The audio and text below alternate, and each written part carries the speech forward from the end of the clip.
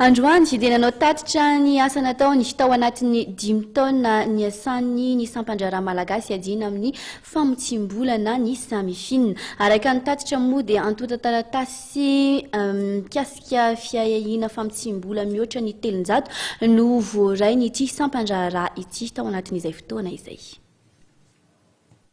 Antota taratasy mikasika fiahihina famotsimbola misa 900 no voarainy teo anivon'ny sampandrara malagasy iadina amin'ny famotsimbolana ny samifina ny taona 24 hatramin'ny 24. Ny 270 tamin'ireo no lasa teny anivon'ny fitsarana ary mitotaly mihoatra ny 4,5 miliara ariary no vola ahihina azo amin'izay famotsimbola izay. Maromaro ireo fandikan-dalàna fototry ny famotsimbola eto Madagasikara afara nitatitra dia ny 400,000 dia momba ny etra avokoa.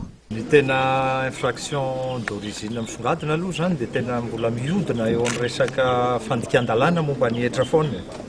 Ary nanampy azy koa zany nanomboka tamin'ity taona ity tamin'ny taona lasa iny ny fanaovana osoka amin'ny resaka TPE na hoe ilay terminal de paiement électronique. No misy andian'olona zany manokatra société eto Madagasikara dia mifampiraharaha amin'ny banque zareo mahazo an'ireny machine fandoavana vola eny amin'ny grande surface reny izay ampiasana an'ireny fomba fandoavam-bola iraisam-pirenena na ilay antsointsika hoe Mastercard, carte Visa, carte Gold dia misy compte-n'olona be dia be anivelany any zany no alainy zareo amin'ireny TPE reny dia ampidiriny any amin'ny compte-ny any amin'ilay banque eto toerana ilay vola. Mazava ho azy zany fa tonga dia famotsim-bola fotsiny zao zany izany zavatra atao zany dia fatratra moa zany ny olona nanao an'io osoka io amin'izao fotoana izao. Asa ilaina fiara-miasa avy amin'ny sehatra maro ny fiadiana amin'ny famotsimbola.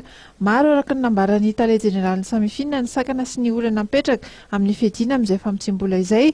Ahafahana manamafy ny ady amin'ny famotsimbola dia anisan'ny nangatahany teo anivon'ny samifina ny tokony hamoahana aingana ny lalàna mikasika ny fampiroroana sy ny heloka bevava mahakasika ny firenena maro na ny criminalité transnationale. Izy io efa lany tao amin'ny conseil du gouvernement.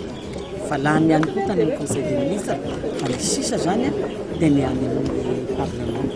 Izay sisa no andrasana ny alany ny olana moa dia afaka mianatra izy. Araka ny lazako tao moa tamin'izany dia tao satria izy io ny parlement no mandany ny lalàna io nefa ny araka ny fahafantarantsika ny efa hisy ny fifidianana ny parlementaire izay député lanim-bahoaka zany amin'ny volana décembre ka everiko angamba fa asa raha mbola hisy session ny ireo parlement amin'ny transition tetezana hitareo fa raha tsy zany dia io no asa voalohany ho ataon'ireo parlementaire lanim-bahoaka ireo.